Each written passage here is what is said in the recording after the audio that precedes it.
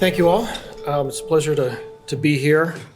I feel just a little bit naked with my computer all the way over there, but hopefully everyone can hear me and the technology works. So I appreciate the invitation to come speak here to the Association of Catholic Professionals. And normally when I give a talk, focus on the importance of beauty and tradition in Catholic Church architecture.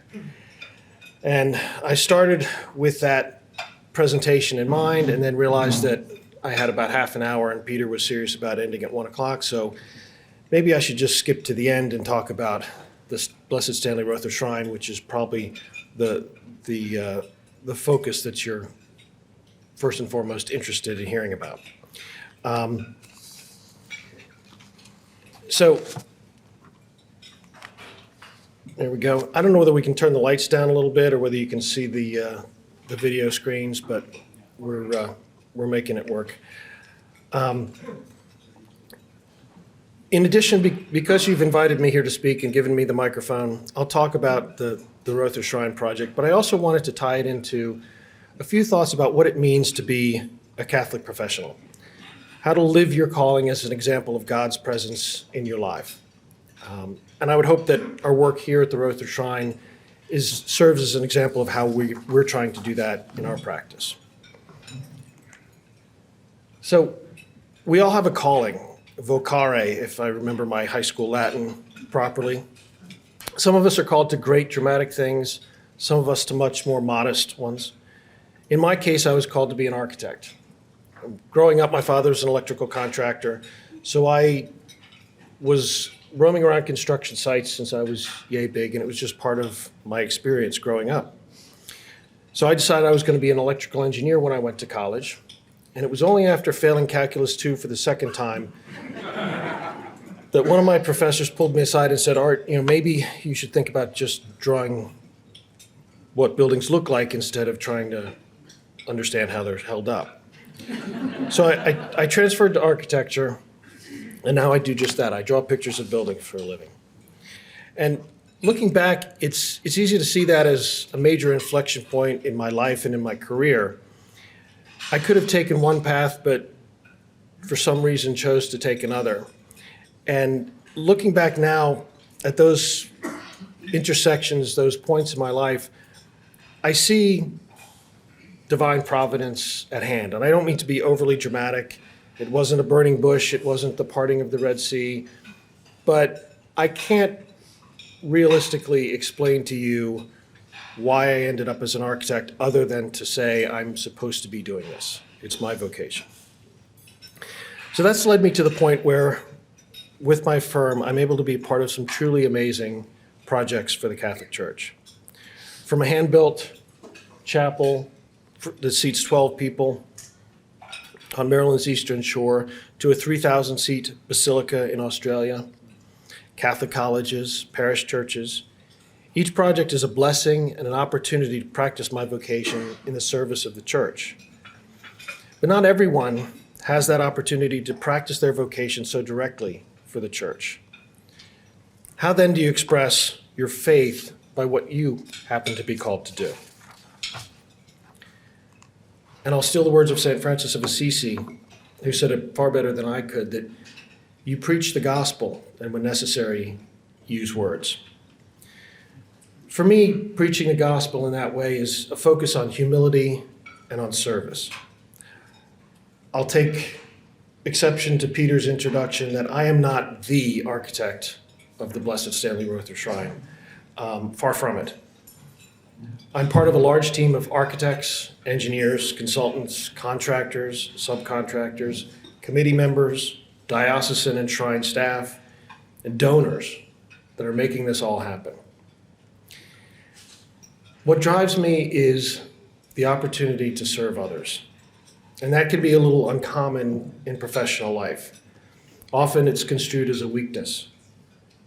It can be very difficult to set aside one's own needs on behalf and in favor of those for whom we serve. But I feel it's really necessary. To me, one of the most moving liturgies in the Catholic Church is Holy Thursday, the washing of the feet. We've just come through Holy Week, and I hope you had the opportunity to experience that. Watching a priest kneel down and so directly follow Christ's command to serve others always brings tears to my eyes. And this year at our parish church, our priest, who has had back problems and leg problems, was literally sitting on the floor in agony, washing 12 of our parishioners' feet. To me, that humble setting aside of oneself and serving others is the most direct way we can express our Catholic faith. And I really think that the story of Blessed Stanley Rother is a similar example of that. He was an Okarchi farm boy who fully lived out Christ's example of service to others. It's a truly inspiring story being told through the shrine and the parish that are being built in his name. And we, as architects, are honored to have the opportunity to be part of telling that story. So I'd like to share a bit about what it has been like to work on such an exciting project. And we'll start at the beginning when we interviewed for the project in 2017. It's hard to imagine that it's actually been that long ago, but indeed it has. For the interview, we prepared 3 initial site plan ideas. The top with the church along I-35, the middle one with the church facing Shields Boulevard, and a third one with the church facing to the north. We had looked at the site and thought these might be reasonable configurations for the project. And anyone who's familiar with the project will understand that none of these were actually the right answer. Things changed quite a bit, but you can see some of the ideas of the church fronting a large plaza with buildings flanking either side. For the church itself, we thought that it might have 2 levels. And we were looking at the Shrine of the Immaculate Conception in Washington, D.C. as an example of a large church. This design would seat 3,000 on the upper level for the main church. Beneath, on the ground floor, you would have a chapel dedicated to Blessed Stanley, along with a 700-seat event hall. That 2-story approach turned out to be a bit too much, so we broke the hall out to be part of a future phase and designed the church to sit on one level and to seat 2,000. And here's the sketch that Peter referenced. We were probably a little bit closer to what we ended up doing with this initial exterior sketch. It's basically what we're building today. A large dome, very visible from I-35, paired bell towers on the front facade, all in a Spanish mission style. So we were thrilled to be selected to design the project, and we got to work right away. And about halfway through the design process, we had the opportunity to go with Archbishop Coakley to Guatemala and to see Santiago Ataclan, meet some of the people that Blessed Stanley had spent his time in Guatemala serving. And it was a very moving experience. First and foremost, because you were in a place that was so different from our everyday experience. I mean, I live and work in Washington, D.C., and you drive downtown and park, and and all of a sudden you're surrounded by volcanoes. And we're standing there in the car park of the hotel, and someone points out that there's actually smoke coming out of that volcano. And I don't know why that surprised me, but that's what volcanoes do. So it was just a very different experience. And then seeing that place, the environment, the people, where Blessed Stanley, or Padre Aplas, as he was known there, really started to give us a very different understanding and appreciation for the project. For us, it went from being just another architecture project to being an exercise in evangelization and in telling the inspiring story of Father Stanley to the rest of the world. One of the things that struck me the most was that seeing the people and the devotion with which they led out their Catholic faith struck me that for me and for most of the people I know, our faith is intellectual. It's in our head. It's something we think, I'll go to Mass on Sunday. And all of a sudden, you see people who, it's not something they're thinking about, it's something in their heart, in their gut. They have to be at the church. They're there long before Mass, they're there long after Mass. They're participating in the processions through the streets. It's who they are. It's just part of their makeup. And that was a very moving experience to see that type of devotion and the way people, it was just part of who they were. And as a result, seeing the entire town of Santiago Ataclan turn out for Blessed Stanley's feast day was incredibly inspiring. His church was standing room only for Mass, even to the point of parents holding up their children. And I love this picture that the little girl in front of us was not only being held up so she could see, but being held up so she could film it all on her iPhone. So it was a truly wonderful experience. And when we got back, understanding how Padre Aplas' story could be told and needed to be told was a really important part of the design process. So the site plan, as it stands today, the sort of final version, if you will, is the result of the team of architects, the consultants, the civil engineers, our talented landscape architects, but even more importantly, the input from the building committee, Archbishop Coakley, and the people who were really helping to plan this project. We have the church located along the I-35 side of the site to the east. It faces to the east. The altar in both the main church and in Blessed Stanley's chapel face towards the east. On either side, the church opens out to the west onto a large plaza or zocalo. We have buildings flanking it on either side. On the north side, we have the Pilgrim Center where you're received and welcomed onto the property. On the south side, we have plans for a future event hall to be built on that side. The entire zocalo fronts what we call the Great Lawn for festivals, very large gatherings. On either side, we have bosques of trees. There's room to park food trucks and have all sorts of community events on the Great Lawn. At the end, we have the Tepeyac Hill, framing the end of the axis, and as Peter mentioned, with the statue of Our Lady of Guadalupe and Juan Diego at the top.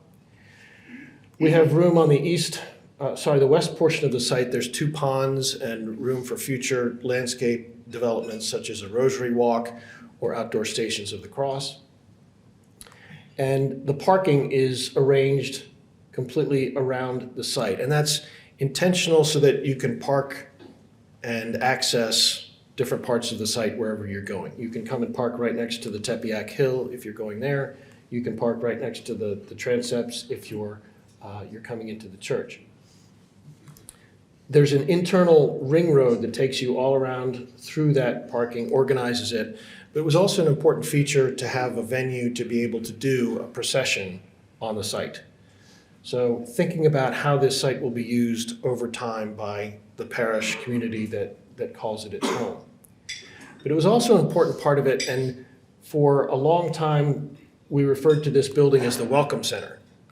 And I think it was Deacon Norm who coined the phrase, it's not a welcome center, it's a pilgrim center.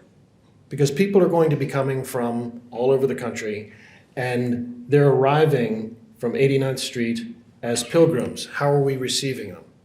We have a bus drop-off, we have a welcome lobby with a reception desk, we have the museum dedicated to telling the story of Blessed Stanley's life.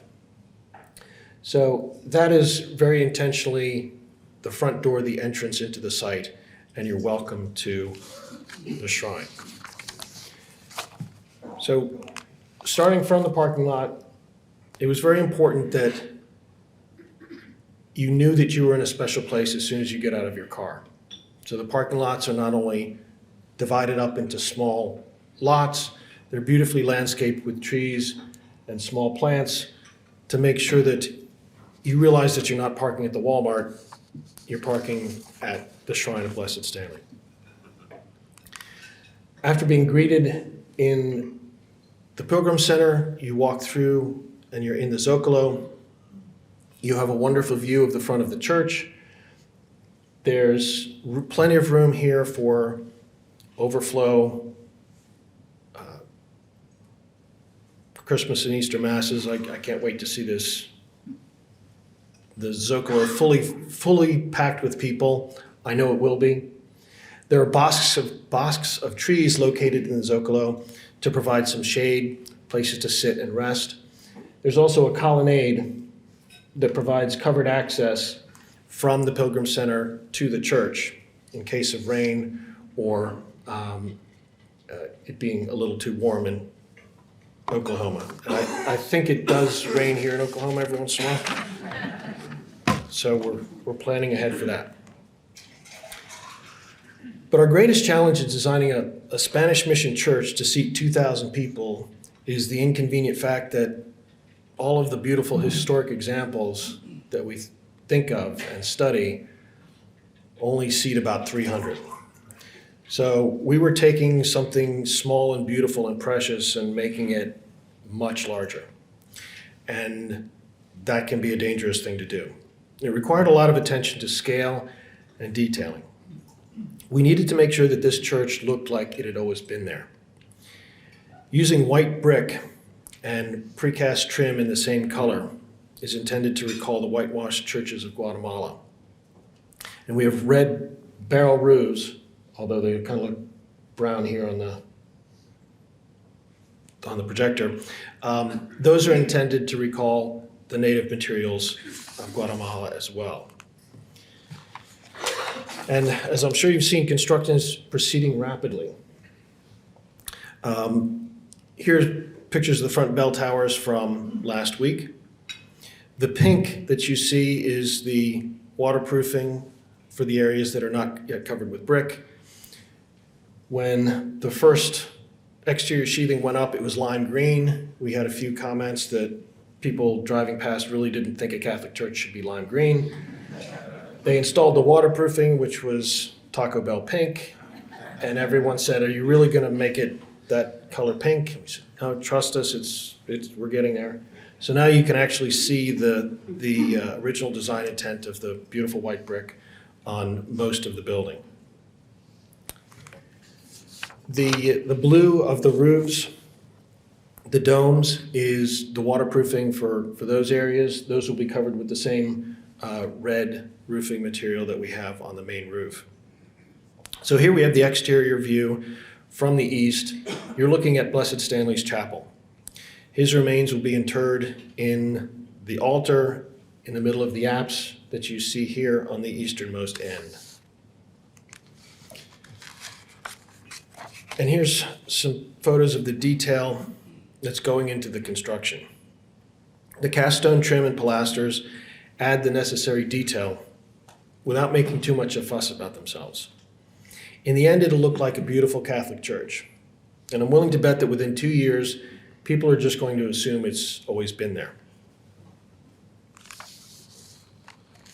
On the inside, we have a very dramatic central dome. The sanctuary on one side will be filled with hand-carved wooden altar and statues, a beautiful reredos behind the main altar that's being hand-carved in northern Italy. And I still haven't been asked to go over there and inspect it in person, but I'm willing to do that just in case. But there's plenty of room in the church for additional statues, sacred art, stained glass. The decoration of this building, of this shrine, will be finished over time by generations who are yet to come. The ceilings are flat stained wood with heavy beams, recalling the churches from Guatemala as well. The sanctuary is laid out on 2 levels, both of which are handicap accessible. And that sanctuary, even though it's a very large church, is intimate enough that a single priest can say Mass, but it's big enough to handle a large concelebrated liturgy. And we have room on the front two steps of the altar for up to 50 men to lie prostrate for an ordination. So we certainly hope that you'll have use of that very soon. You put it to good use. And even as it's still under construction, the main dome is really quite spectacular. You see on the inside all the curved metal studs that make up the different layers of the dome. It rises over the sanctuary and the crossing, bringing light in from above. And then we have some of the before and after pictures. On the left-hand side is the computer rendering of what we thought it was going to look like, and on the right-hand side is what's actually there today. And at the ends of the transepts, we have on the north side a baptistry with a baptismal font. On the south side, we have a separate shrine, both of which are beautiful, really intimately scaled spaces for contemplation and prayer, sort of a respite from the hustle and bustle of the rest of the large church. And around the perimeter of the entire church is an ambulatory or side aisle. It allows you to circulate from the front door of the church through the narthex, around the nave of the church and the transepts to take you back to the chapel, to Blessed Stanley's chapel. And this pathway allows a pilgrim to take that route to and from the chapel, despite whatever liturgy is going on in the church. You're part of the church, but you're not intruding upon the liturgies in the nave. And then the highlight is Blessed Stanley's chapel at the easternmost end of the shrine. Here you'll encounter the tomb of Father Stanley in the altar, surmounted by a mural in the apse above the dome of Blessed Stanley being received into heaven by Christ. It'll be a truly special place of prayer, and it's the point of the entire project. So until it's completed, this is about as close as we can get.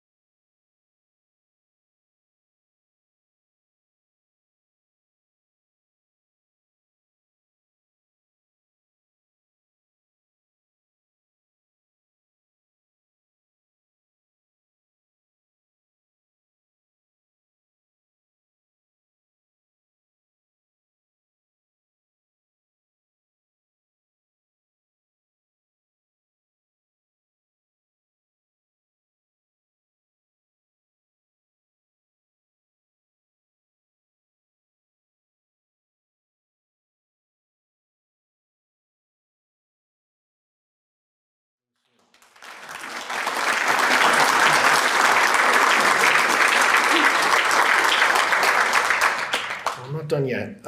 Getting there. But it's an extremely special project, and you should all be very proud to have it as part of your archdiocese. And I'd like to end the presentation by highlighting one of the most unique and, to me, special features that would be easy to overlook, the Tepeyac Hill. This is a 60-foot high mound of dirt representing the hill in Mexico City where Our Lady appeared to Juan Diego. It was drawn in the master plan as sort of a notion to fill up the western part of the site. Things like that are part of every master plan, and they never, ever get built. They're just part of the diagram, and they go away. But you guys actually went and did it. So here today at the shrine, the hill is there, landscaped with trees and native grasses. And to walk up that hill, you spiral up this path that gives you views out over the landscape, views back to the church. It's a mini pilgrimage, a place of reflection that takes you out of your everyday experience. It's like getting off the plane in Guatemala and seeing the volcano. It's different. It's taking you into a place of prayer and reflection. It literally elevates your mind as you work your way up to the top. You find not only the beautiful view back to the church, but you also have the 12-foot tall bronze statue of Our Lady and a life-size one of Juan Diego. And I hope that when the shrine is completed, you take the opportunity to walk the Tepeyac and reflect on the message of Our Lady of Guadalupe and the example of Blessed Stanley Rother and his life of service. Let them inspire you in your vocation, whatever it might be, in service and in humility, as a true reflection of your Catholic faith. And I'd be happy to answer any questions that you might have. Thank you.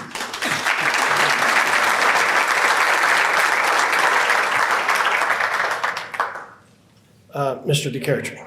Art, I wonder if you might just speak to the elements that are for the future, stained glass windows, other arts, how that will happen over time. I thought I already did, but there are places in the church. There is no stained glass planned for the dedication. Every window in the church is designed with an interior stop so that stained glass can be added to it at a later date. So that can be something that's added later. There are opportunities for statues and decoration throughout the rest of the building. The biggest one at the west facade over the front door of the church, there's a beautiful, as an architect, I would call it a cartouche, a beautiful surrounding frame that, according to Gracia Mitchell in our office, who's done a lot of the work here, is someday going to be a beautiful mosaic of Our Lady of Guadalupe. That's not quite in the plans just yet, but there's a wonderful opportunity to do some beautiful artwork there as well. So plenty of opportunity to do that over time, and it will happen. Yes, sir. You talk a little bit about some of the unique challenges.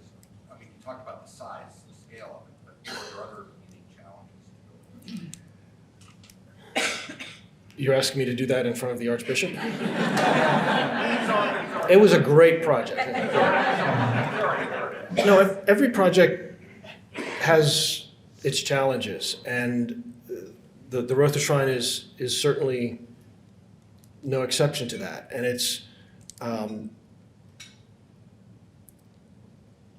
it's your church, and I always tell this to a parish.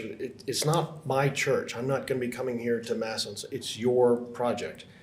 So one of the challenges is for us to understand from you what you need and what the story is. And I think here with the Rother Shrine, it's helped because there is this amazing story to tell through the building. But I think one of the challenges in any church project is understanding what those priorities are and helping a committee discern how to allocate the limited resources, because the resources are always limited, to get the greatest outcome, the greatest end result. So, yeah, and that's, my partner Michael always says, limitations are what makes a project successful. And it's a little bit counterintuitive, but if you think about it, if you come to me and say, design a beautiful Catholic church, where do I start? Is it this big? Is it that big? Is it down the street? Is it up on a hill? I need limitations. I need a site that is this shape, and a height limit that's that, and a budget that's this. And once you start constraining the problem, now you can actually design something that works. So there are a lot of constraints and limits for the Rother Shrine project, but that's no different than any other project. And our job as architects is to understand all those limitations and restrictions and challenges, and in spite of them or because of them, create something that's beautiful and timeless. Thank you. Am I done? Thank you very much.